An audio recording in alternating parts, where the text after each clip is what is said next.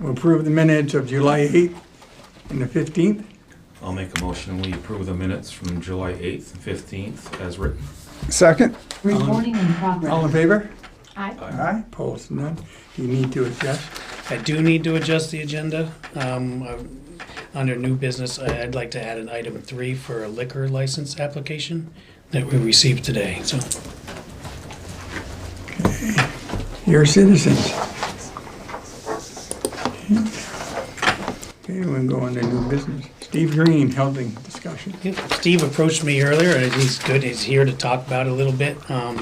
This is a project that I think Steve's been working on. He'll tell you more in case you have any questions. And I mean, he might even have questions for me as we go along in this meeting, but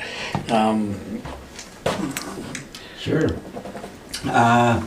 So this is for 2588 Route 103, which is the old Smoking Bowls. And so they're no longer there. And I've been working with Wyndham Windsor Housing Trust and Springfield Housing Authority. No, Springfield Supportive Housing, sorry. About putting housing in there.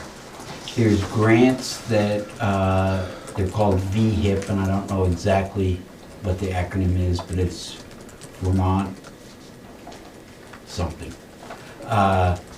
And that provides grant money towards fixing up places for permanent housing.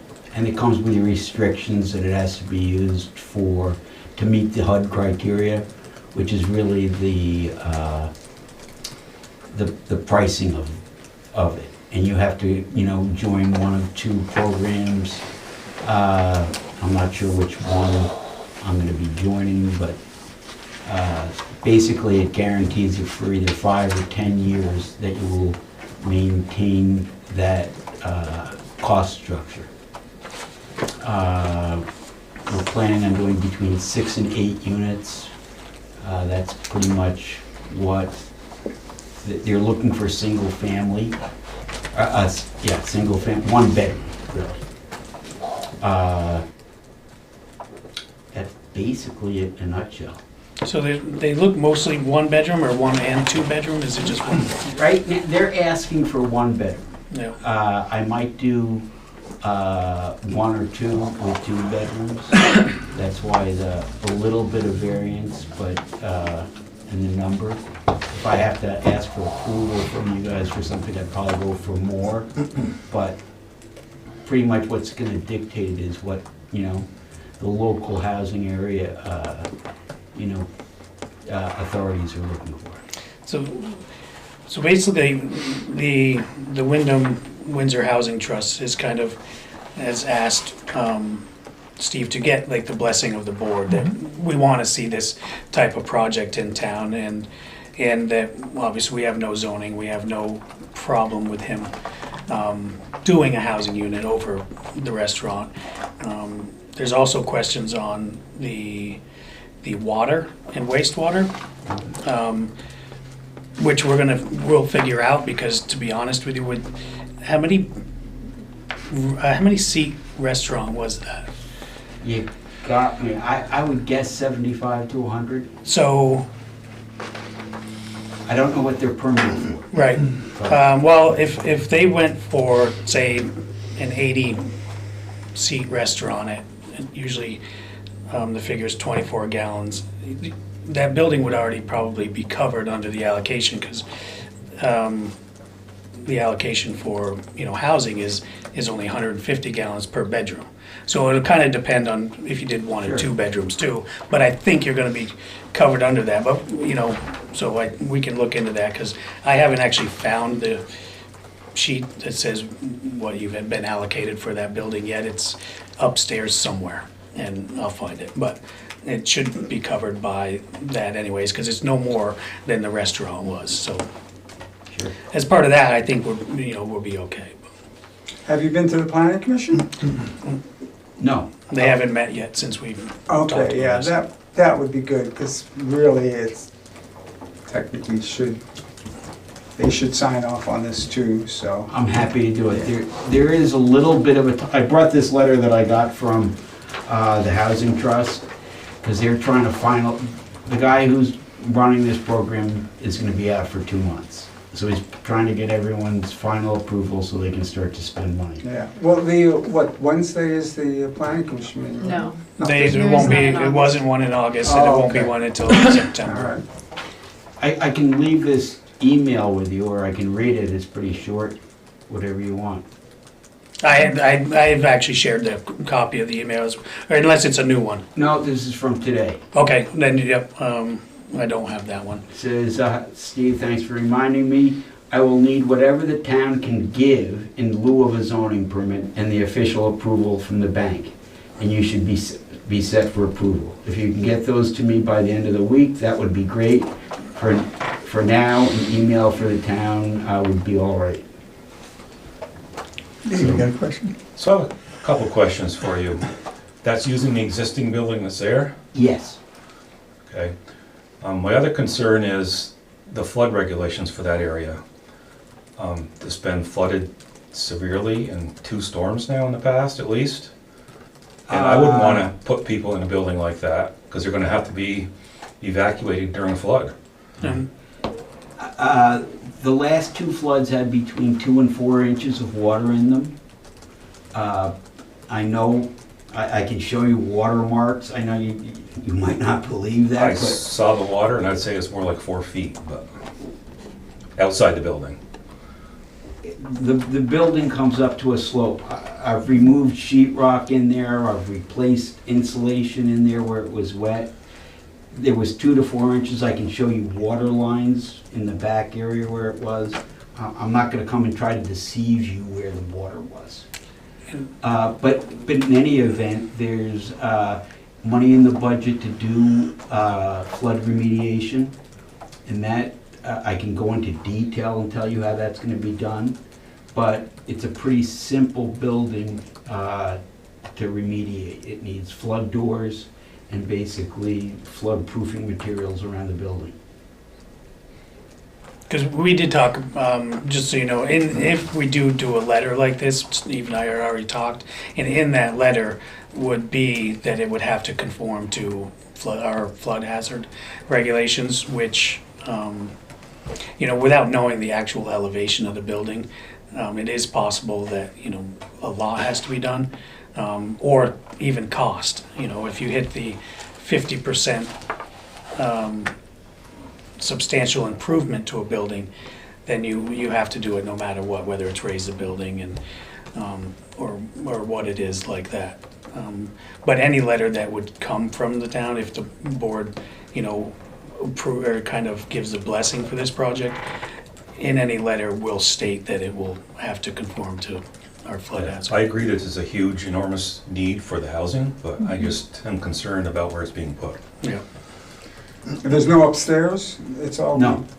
So that's a high ceiling, you could even raise, even if it had to, raise the floor up. If they required me Required to, you or something, but it's, there's lots of ways of you're doing not it. gonna raise the building. You take Shaw's and they had, significant water and they were able to comply. Yeah, The people I have spoken to at the state have told me that, the plan that we have should work just fine.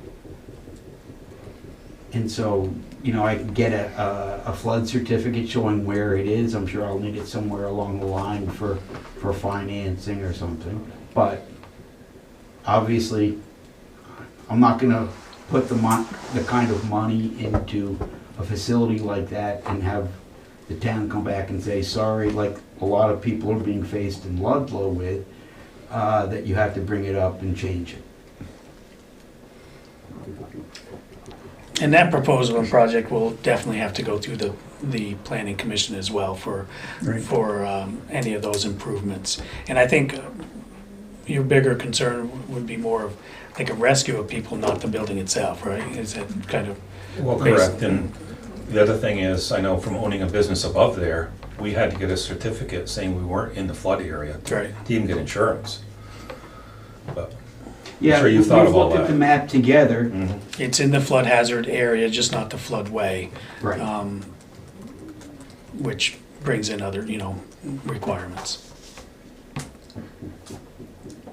I'm just curious, who is this housing for? Is this for people that need supportive housing? Or because we have some families in our town that are in very vulnerable situations, that we get another big storm, the potential is they're not gonna recover from that. Is this housing going to be available for them, or is this more like what's going up at Canterbury Farms? I can't tell you what's going on. I don't know anything about Canterbury Farms, but this is gonna be basically open, market housing that meets the criteria of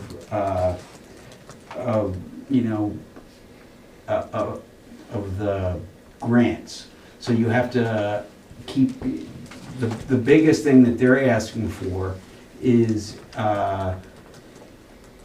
one program, the people have to be referred by one of those agencies.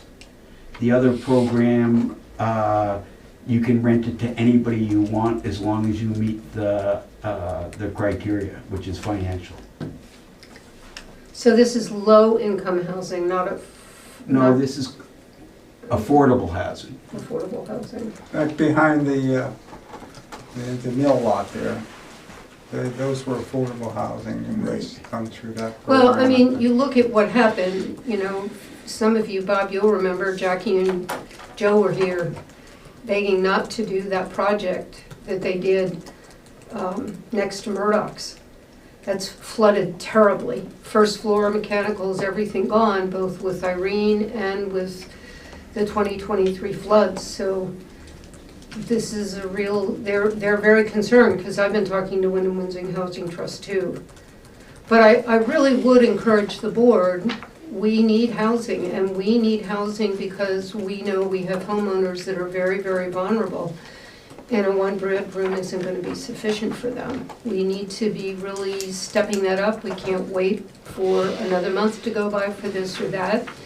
We need to have people working with the planning commission, so they're meeting every week and we're moving this ahead. We're finding, because in addition to what he is doing, we need homes or we're going to lose those families. It's that simple. Any other questions from the board?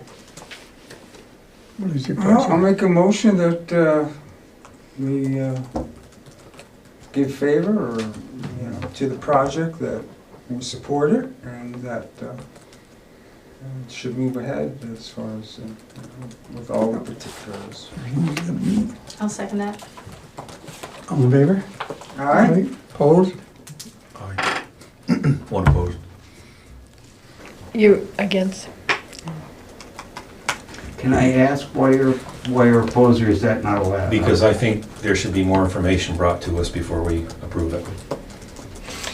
Well, yeah, currently we're not approving any plan. It's, so we can move forward Letter of with intent.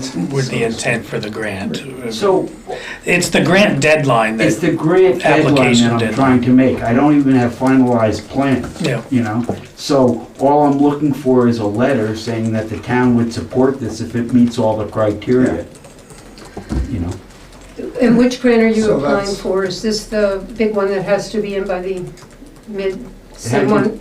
Is this the same funds, the $90 million? Yeah, Okay, I'm not sure. It's VHIP, Vermont Housing, okay, that's different. Okay. this, yeah. Okay, it's different, that's fine. Yeah, so at least maybe. You I could bring always it back to us start with anyways. VF, I'm sorry. Approve it again. That's all They'll right. be going through the planning commission and other things too, so. But we do need it, Yes, that's the question we do. So, housing in town. Stephen, I can have some sort of letter to you by the end of the week. That'll probably stop it. Thank you very much. All right, I appreciate your time. Dartmouth, I Thank hope the you. grant Dartmouth project- culvert presentation. So, I don't know if I really need to introduce them. This is the group of, they've been working extremely hard all summer long with all our culverts. Really boots on the ground, walking every road. Well, maybe not every, but a lot of the roads. And they started right with 20 Mile Stream, walking the whole length of that, identifying culverts, cleaning culverts, finding culverts that we didn't even know were there, and kind of reporting them to us as well.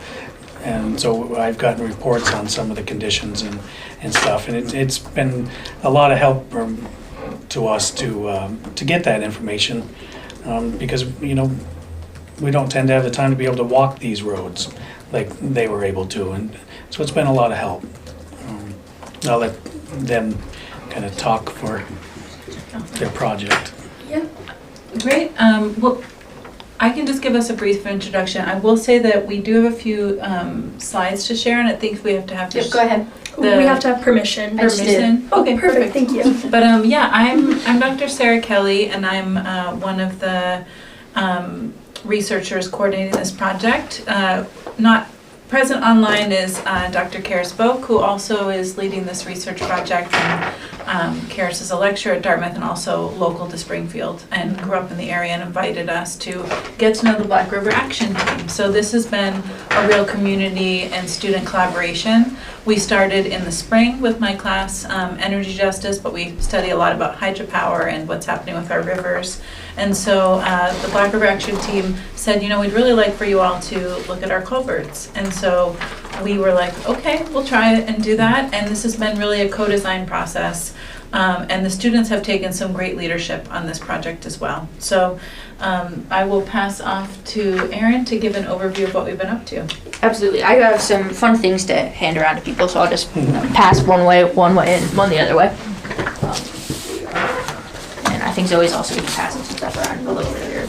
I'm gonna stand if that's all right. that's I don't love fine. sitting and just talking at people. Plus it allows me to see our handy slides. So just a brief overview of kind of what we've been doing, what our approach is, and I'll get out of blocking Zoe's view. First, I'm Erin. This is Zoe and Sophie and Dr. Kelly. We've been working throughout the spring. Zoe and I, we started with our energy justice class with Dr. Kelly. And we sort of started very simply by being like, what is the goal of this project? So some of our goals have just been like, we're going to go through and we're going to survey as many ditches and culverts as we possibly can throughout Cavendish. This past weekend we started our first work day in Ludlow. A lot of other towns have, I think, sort of reached out and mentioned like, hey, we heard about the work you're doing in Cavendish, so working to really help a lot of the Vermont Upper Valley community now, which has been awesome. To do this, we created a survey on Survey 123, which is ArcGIS software. And from that, we gives us exact location data within like 4.7 meters of where we are. Basically, so anyone who wanted to could click on the dot on one of the maps and be like, okay, here are the conditions of the culverts and sort of where it actually is. So anyone in the town who needed to go and clear out a block culvert would be able to. And we just wanted to do this with a lot of community support. So we really appreciate all of the collaboration you folks have given us. And yeah, if you want to jump forward and slides. I do want to, before she does this, I want to point out, this was remember Don't Pitch in the Ditch? This is Cavendish Connects, that is what happened with all of that. So Cavendish Connects was very involved, and who has been really, really amazing with this has been Melissa Rockhill, who's the Black River Valley Resources, and she literally would be out there with us more towards the end of this project. We compared what was already in the computers and online about conditions of culverts, and we were comparing that to the data of what we were actually seeing. So we really stepped it up a notch through this process, but it is a collaborative effort of multiple organizations. Absolutely. And to that point, we just wanted to give some thanks to our community partners, Cavendish Connects and Kelly Stettner with the Black River Action Team, and Melissa, who's been super helpful with Yeah, having she us. was really good. That was Yeah. just so helpful. Because a lot of our data is going to actually be part of VT Culvert, which is awesome. Yeah, Yeah. the Vermont State Culvert Database, and then also the town hazard mitigation plan. Yeah, so a lot of people don't know all the work that goes into culverts. Like, what do we even mean when we're saying, like, we're going out and we're surveying these culverts? Are we clearing them out? That kind of thing. So I have only worked with this specific project for the summer. Zoe and Erin have worked on it with the clinic for the past 2 terms.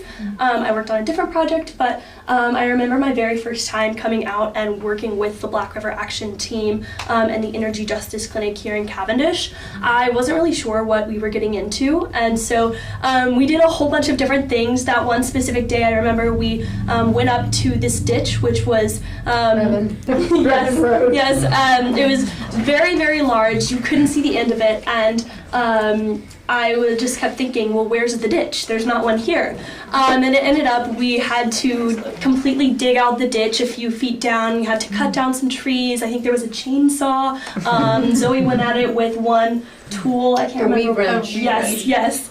And so for that specific one, we were essentially, we did survey the culvert and the ditch, but our primary job there was clearing it out because it was very large, but I don't think it was quite something that could have been gotten to by the town, and it was something that we needed to get done. And then in other aspects, there was one day where we went out and we were looking at very, very small culverts, and so just under roads, especially bordering on private and public property, seeing, do these culverts need to be replaced? Are they big enough? We found a lot of the times that there were culverts that were smushed or cracked. There was one specifically that I remember we went to look at the output of the culvert, and the water was actually flowing underneath it, so there was a break somewhere in between, and in fact, there was one point where when we were doing the surveying, so essentially saying, how damaged is the culvert? Is it big enough? How long is it? How large is it? Does it line up with the data that we have on the Vermont database? And is there any discrepancies? We did find some smaller culverts that weren't listed, but in addition to that, there were some culverts that we couldn't find. And so some of our theories on that is that, for example, there was one large section of a road that we were going down that had been previously completely washed out, and you could tell it was a new construction, and we thought perhaps they didn't rebuild the culvert or put the culvert back in when that road was put back. And so all of this data, not only quantitative data but also qualitative data, is also, and perhaps recommendations, for example, do you need to put a new header on it, things like that are also included in the survey.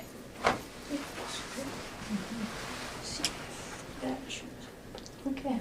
Well, it seems like some of our slides have not reloaded, which is all right. But yeah, so I'm just gonna snag this just for reference. But this is sort of just our big old executive guide. It's sort of a culmination of all of the different things we've put together for Cavendish throughout this process. So first and foremost, it's just a little paragraph describing what we did. It's basically everything I just said. So that's fun. Then this first part is just our drainage infrastructure survey. Both the link and the QR code will take you right to this survey. So if any of you on your drive home happen to see a culvert that you say, I really want that to be part of the survey, clicking either the link or scanning the QR code will bring you right there so you could report it. That can go out to anyone who has the ability to access the internet pretty much. And then it can sort of be a community reporting tool from there. We have 2 different maps that Zoe is going to show you.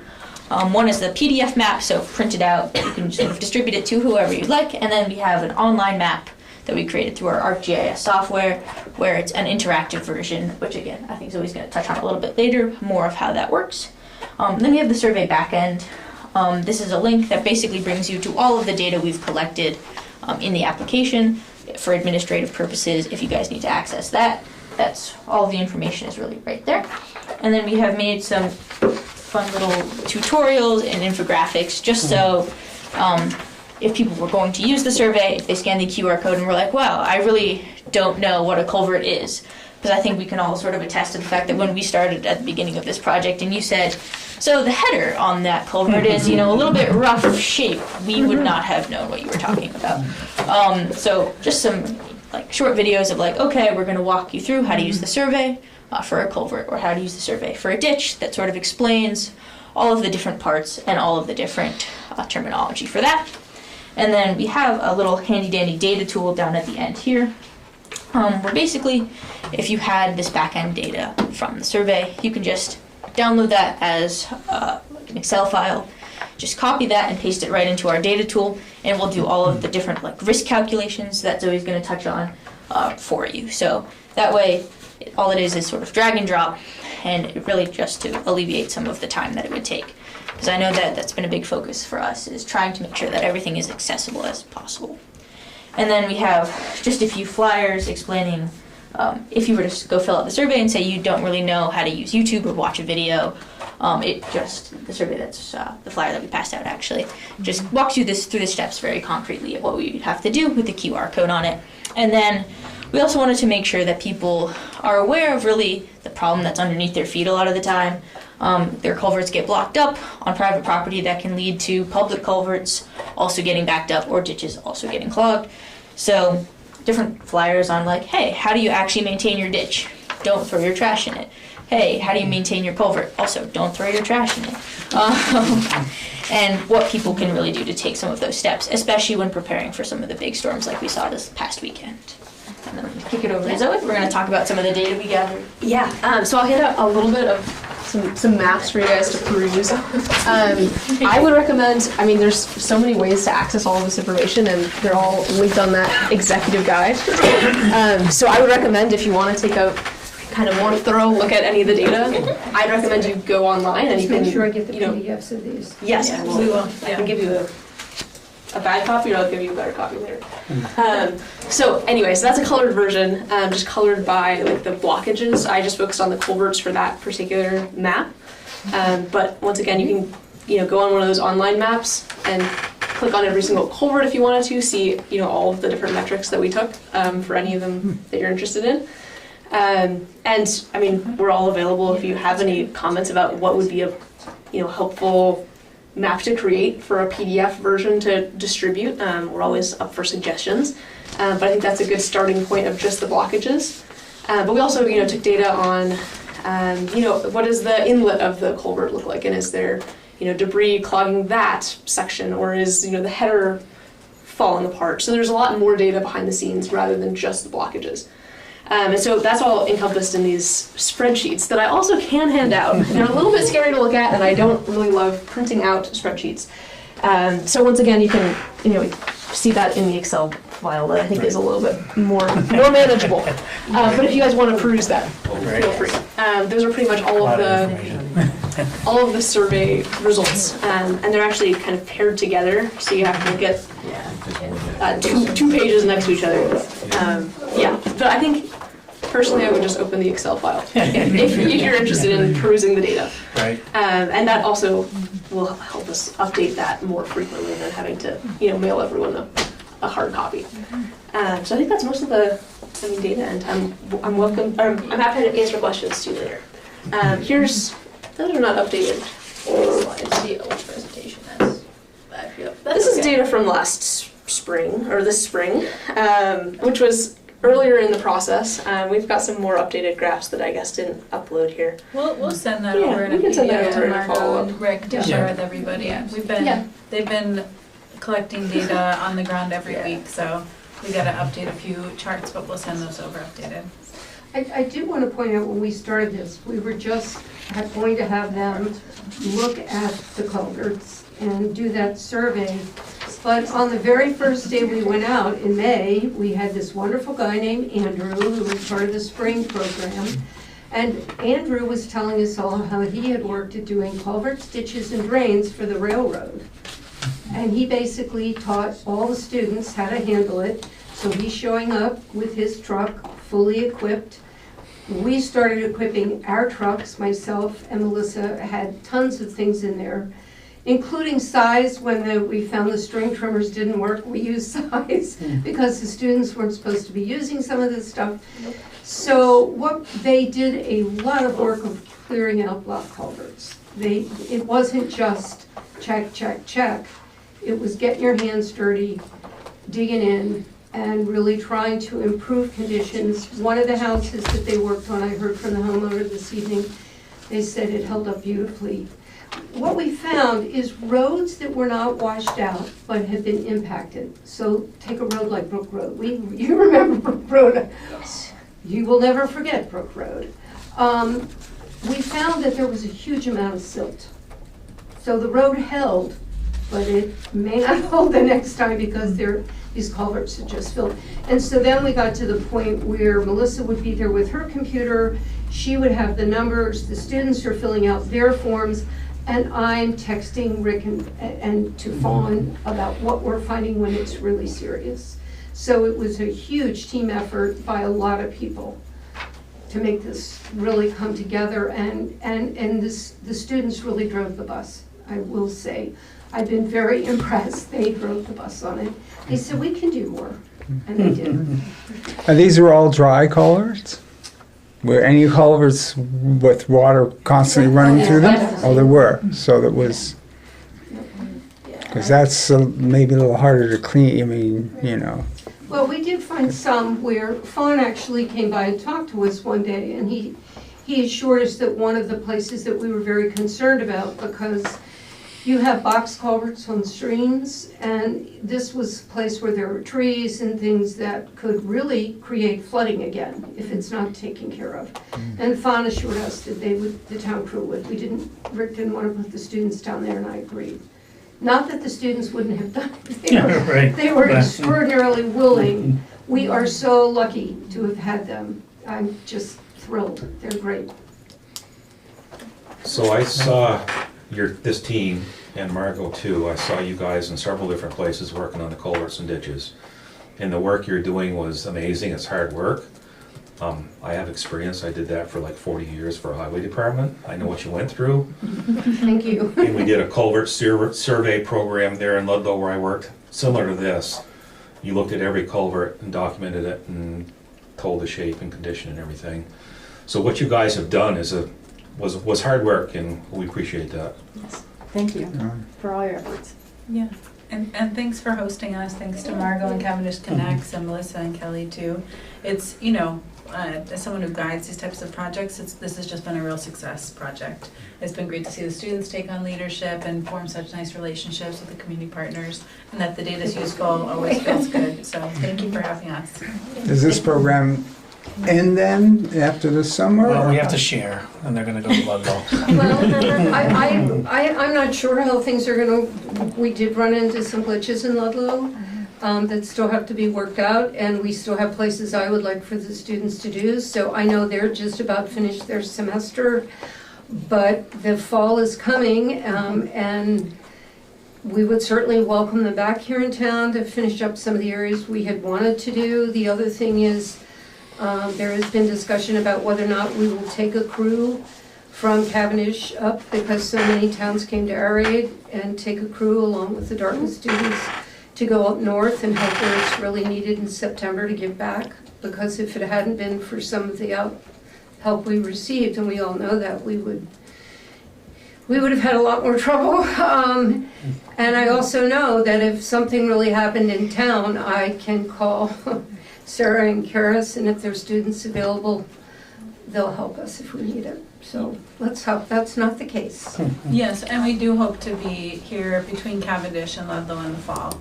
And the vision is that it becomes more of a community monitoring project with student collaboration and collaboration with us. But so we can, you know, folks have follow-up ideas or questions, we'd love to hear them about that. But I don't know if anything else from you all before we close out? I think just a big thank you. Yeah, Yeah. thank you. Thank you. Yeah, Yeah. it's been great to just walk around the roads of your town and just be able to get your culverts and ditches. I will say that if you do want to, when you were saying that you really weren't, when you first got here, didn't understand what a header and stuff like that was, if you want to look at a newly rebuilt road with headers that we all strive to make it look like, I would take a little walk down Densmore Road and take a look at some of the work that was done there after last July's flooding. Yeah, we were trying to focus on what hadn't been there. Right, that's why I said don't bother going to Densmore Road, because it's really nice, but if you want to see like really well done headers and culverts and it looks pretty nice. That's a good reference. Yeah. The last thing I would like to say, we're because Zoe was here this weekend. What was really helpful, when we got into Ludlow, we had a whole group of community people that came out to help. And that really needs to be picked up in Cavendish. We really want people to take charge and take some responsibility, because there are people that we would meet and it would be like, oh, you're gonna dig that out for me? Well, that's kind of on your property, hon. You are responsible, and a lot of people don't understand if there is a ditch on their property, it's their responsibility. I mean, we have one on ours, and I've spent many hours, and Bob is cleaning that out, maintaining it so that our section of 131 doesn't flood. And we need to convince everybody that it is their responsibility to help with us. So that's stage 2. But I thank them from the bottom of my heart. They've been great to work with. It's been a fun summer having them around. I'll see you in the fall, if not. I think they need a barbecue. Yes, I agree. Rick's our grill master. I don't know if you folks have any follow-up questions for us, but we'd be happy to field them or any suggestions. I'm gonna be interested when I get on the website and click through everything a little bit closer, so. Were you gonna email this as well, so we have the? Yeah. we Yes, can click- absolutely. Make sure you That way have we the can links just click on it instead of. instead of having to type out the long ones. Yeah. And we always take suggestions on if an infographic could be more accessible or understandable, or if there could be a better way to navigate if you can't find something very easily. We want to make sure the data and also the survey is as accessible as possible, so that anyone who's out in the community can stop and be like, oh, that's a culvert I heard about, I saw a flyer about this. Is there somewhere I can report it? If they want to go back and look at the data to see if anything's been done, if there's a big flood or something, anything that you see, we always take suggestions, and in fact, we would really welcome it. I mean, these roads that you hit were chosen because they had a lot of culverts and needed a lot of, I mean, the town, I believe Cavendish has just over 750, maybe more now that you found a few, over 750 culverts. So. Yeah. We are missing some too. Right, well, that could be because of the flooding, they were put in a different spot or Yeah. it wasn't. Yeah, We've added some and lost some, I believe, over the years, so. I bet. Well, thanks again. Yeah. Well, thank you very much. Thank you, appreciate it. All right. Your liquor license? Yes, today we received an application for a liquor license. This is for Split Stills LLC, doing business as Appalachian Gap Distillery. This is for a special events permit. They will be vending from a 10-by-10 booth located in the northwest corner of the Singleton Store parking lot as part of the barbecue and vintage car event on this Saturday, August 17th, from 11 to 3. The event for Singletons is from 10 until 5, I believe. Their application is starting at 11 o'clock on the 17th. But it's for a special events permit for Split Stills. There's nothing to sign anymore, just a approval. What are your, I make a motion, we approve. Second. all in favor? Aye. Opposed, none? Okay, paving update. So at the last board meeting, we were right before they were really gonna finish everything all up, and since then, they have finished all the paving. I just wanted to give a quick update. We did spend about $15,000 more than the original price. We still had that, money as for funds. And the reason we went a little higher is up on 20 Mile Stream.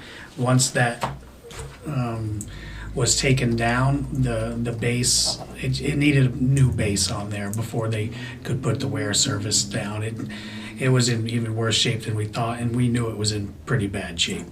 But adding that extra base to that road should give it a little bit more longevity. I mean, we all know that 20 Mile Street, that was not a permanent fix forever, but it was needed, so. Absolutely. And I didn't know if anybody had any questions or concerns on the paving. We do have a little bit of work to do ourselves. We still have to, at least on Whitesville Road, we do have to edge the side of the road. We haven't got to that yet, but that's on us, per the contract, and we'll get to that. No, then we'll go to new truck update.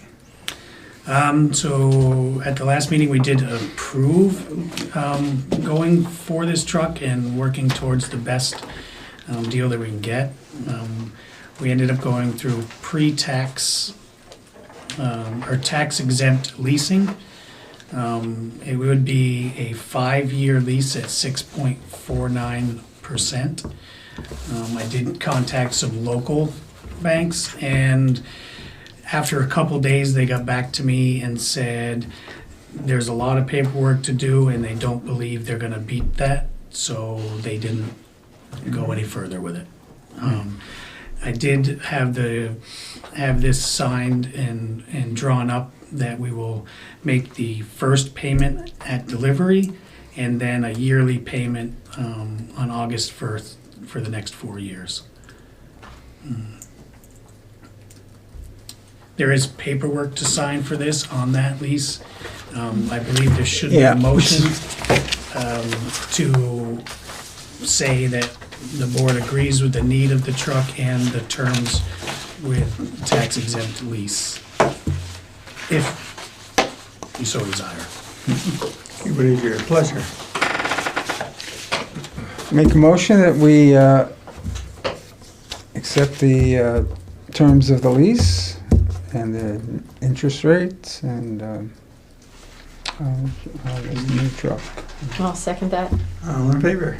Aye. Opposed? None?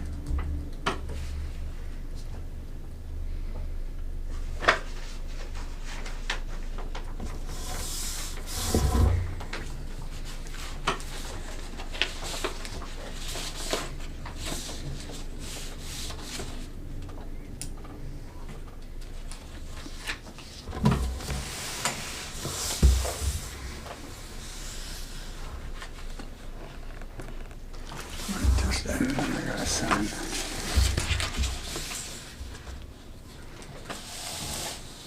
Okay, so now we move on to flood study update. So, back in the spring and, well, late winter, early spring, we were talking about, I wanted to do the flood study. It was gonna incorporate all of the Black River watershed, Ludlow, Plymouth, us. When we first applied for this BRIC grant, which is the Building Resilient Communities and Infrastructure Grant, infrastructure and communities, I guess that would make more sense for BRIC. It wasn't gonna be an issue that our local hazard mitigation plan was not completely adopted yet. But apparently that FEMA has decided that needed to be fully adopted at the time of application, so we are no longer able to get that BRIC grant to do this study. We're currently looking for new funding. Vermont Emergency Management believes that we can put in under last year's disaster 4720, that we could get this study done under that. So it would be basically the same thing. It's a little better. It would be 100%. If it passes, it would be 100%. If they accept our application, the only difference, one of the differences, is we would have to pay up front and look for reimbursement, 100% reimbursement. I still believe it's a pretty important study to get done. So we're gonna. Do you know what the cost is? Any ballpark? I think it was around 140,000 is what the budgeted cost on the original application. at that point, we were, we needed the 20% match. That was, we were gonna look for other funding for that. This is gonna be 100%. And it might be a little less than that. I mean, that was an estimate. And it's not like we had an engineering firm give us any pricing. So, but. Yeah, and then how long it takes to get it back, that's... That was the thing, because we were hoping to do this in early fall, is what I was hoping for, and I don't know what the time frame's gonna be anymore on this. I'm not really sure. So, I mean, this is all fairly new, that it's not gonna happen, so. Rick, Plymouth was gonna go with Two Rivers. They weren't gonna be part of this. Is that still the way that's going, or have they changed? I think they wanted to do their own study, which I can understand, because I think they have a lot more than just the Well, Black they've River. got Two Rivers. Right. They've got the Ottaquechee, and they've got, So they're at the, we were gonna do the Black River watershed, so even us doing the watershed for Cavendish, we would need to incorporate Plymouth into that. They might not be like on board, because originally there was gonna be possible cost, and, they were gonna do their own, which was probably best for them, but our study will have to incorporate that whole watershed anyways, so.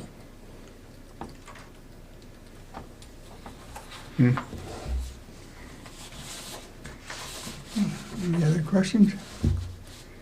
If not, we'll move on to dangerous building update. So at the last meeting, we had a meeting to send out dangerous building, hazardous building on Depot Street. This is for 236 and 246. In that letter, within 30 days of receipt of the notice, they needed to submit something to us. And then hopefully within 60 days, by September 15th, the buildings must be removed. And I did hear from the landowners, and they do have somebody that they've contacted and working on it. And their original thought was it was gonna take 3 weeks or less. I haven't seen a whole lot of activity there, but there has been some. Yeah, I've seen, there's somebody was up on the roof. I wouldn't be on that roof, but that's beside the point. But there is somebody working on it, and I imagine there is a little bit of stuff that we might not be aware of that might be more difficult, whether there's asbestos, lead paint, I'm not sure. So I haven't got an update on that yet, but they did have till September 15th, and it doesn't, and they are taking it seriously, and they are moving forward with it. That's So the main That's a good thing. thing. so they're taking it down. Is the bottom the plan is they're gonna take down both and remove everything, and it will be graded and seeded. So what's the course of action if by the 15th they haven't done anything? Because all they're doing at this point is taking slate shingles off. Slate shingles off. We don't have one yet, but I imagine we'll know a lot more by our next select board meeting on what we can do. And I can look into it more on what we can do. I believe there is, fines and stuff like that they can get, but that doesn't help get the building Yeah, down and protect the if they're neighbors. progressing in good faith, if it's another few Yes. weeks, I mean, you don't want to be. Right, so and we'll know by hard-nosed. then if they're doing something, because Something or what- something really has to happen, because I don't know if that building will last the winter, and it's awfully close to the neighbor's house. So, by next board meeting, we should have a pretty good feel, and we should see a lot of progress, or we have to do something else. Well, since we're on dangerous buildings, what about the one between Cavendish and Proctorsville? It's I was just at, Just not at the the whole- building, but right by there today.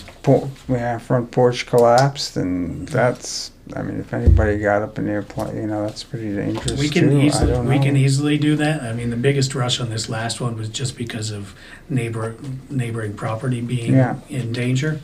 But if you, look at the definition of dangerous building, I guess. That Or would- derelict building, yeah. You know, I mean, something could collapse, I don't know, it's just, I can, so we have fair treatment too. right, I can write the landowner a letter on that one too, asking if they have a plan, Yeah. or, I don't know if you want me to do anything about tearing it, fixing it or tearing it down yet, or just ask about a plan and take it up later, but I can find that out, I mean. How about a plan?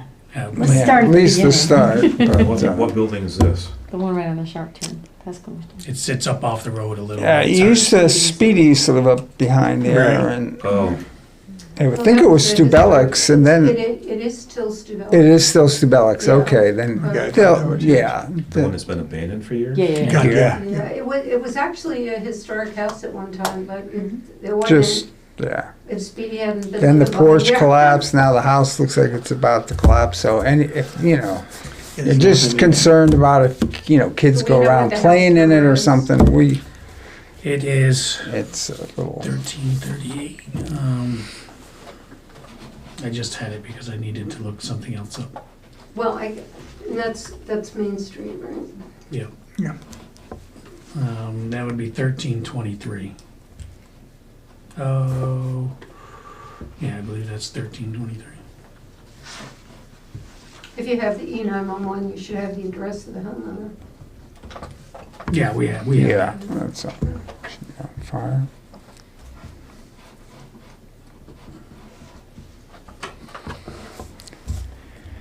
I can send them a letter, asking them, what their plan is, and send them a copy of our dangerous Yeah. building ordinance. Yeah. And see what response we get. Right. Right. Move on to managers report. Does the counselor have to do anything? Sorry, I'm on the phone. I don't know if you can hear me or through Zoom. Could you repeat it? I didn't hear the beginning. Does a homeowner have to do anything? I mean, if we send them this letter about their property and we're asking them to take care of it, do they have to do anything? I mean, can they just come back and say, no, I'm not going to fix it? Does the town have any recourse? I guess is what I'm asking, if they decide, no, I don't want to do anything about that. We do. I would have to look it up again to see exactly what we have, but yes, the town does have some ways to do that. We had an ordinance. Right. There is an ordinance. It's actually, the ordinance is on the town's website as well for that one. And there is a section D. It does have penalty and enforcement. Great, thank you. Yep.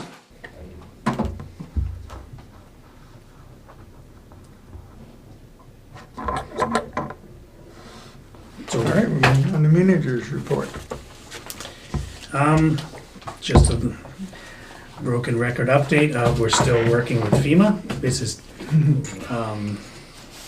seems painstakingly slow, but we're at a pretty good path moving forward. We've done quite a few roads. Reimbursement's a little slow as there's issues with the SAM.gov, the way that they reimburse. It's supposed to be updated yearly. The town, ours hasn't been updated since 2013, so getting all that together has been a nightmare. Different banks, different personnel. FEMA's not easy to work with. All those things combined has made that a little bit of a slow process, but we're getting there.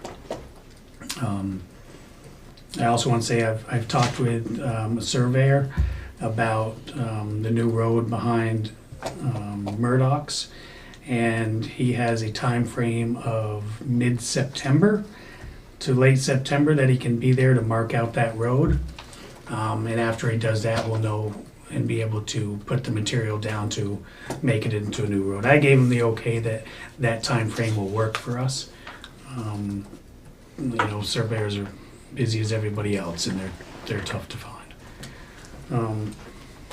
I also want to say that this grant that Margot's actually mentioned a few different times tonight, the state of Vermont received around $90 million from FEMA for mitigation to prevent future flooding.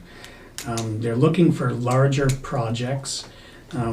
So we've identified a few larger projects. These are projects that we know we need. They've been damaged in both Irene and these last floods, but very expensive and hard to fix on smaller towns' budgets. Case in point would be like the one up on 20 Mile Stream. You know, that one needs some work up by the mansion, and that, you know, that could be anywhere from $200,000 to just Band-Aid it to, you know, $1 million, $1.5 million to do something larger to fix that. Those are the types of projects they're looking for too, and that we've been identifying. And also another part of that is going to probably be Greven Field. Since this other study didn't go through, which was one of the things we talked about earlier, was, you know, let's wait on Greven's Field until we get this flood resilient study. With that study kind of in limbo right now, we can put that project in under this grant. And that's the type of thing they're looking for too, because it's in a floodplain. Will it help out the neighborhood? Will it slow the water down? What can you plant there? And this grant would actually help not only identify and come up with a plan, but help pay to implement it as well. So that's another one. There's a couple other. I mean, there's definitely a little need, but we are identifying them, and they're going to be bigger needed projects. So. Speaking of that, you know, there's always been this discussion about the hydro, you know, dam there where they have a sluice and everything, and how that's caused problems. But you got to deal with Velcro or CV, whatever it is. But is that something that was going to be part of the original plan, was to look into that, to do all of that. So it's still going to be part of the plan. We're not going to change what we're going to do for a study. We're just going to change the funding source. Okay.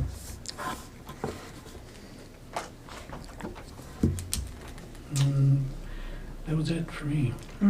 Dave, other business, you have anything? Yes, I know there's some discussion 1 or 2 meetings ago about the right-of-way going up to the cemetery across from Singleton's. Is there anything that's been done or can be done? Because I wouldn't even dare walk up in there. Yep.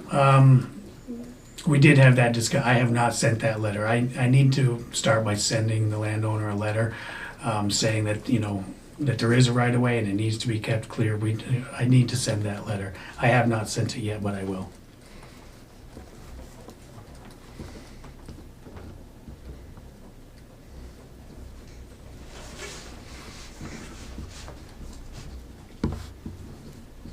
Janet, No, nothing from me. George, I'm set. and I'm set. That's it. We'll have a motion to adjourn. Make a motion to adjourn. Second. All in favor? Aye. All right. Opposed? None.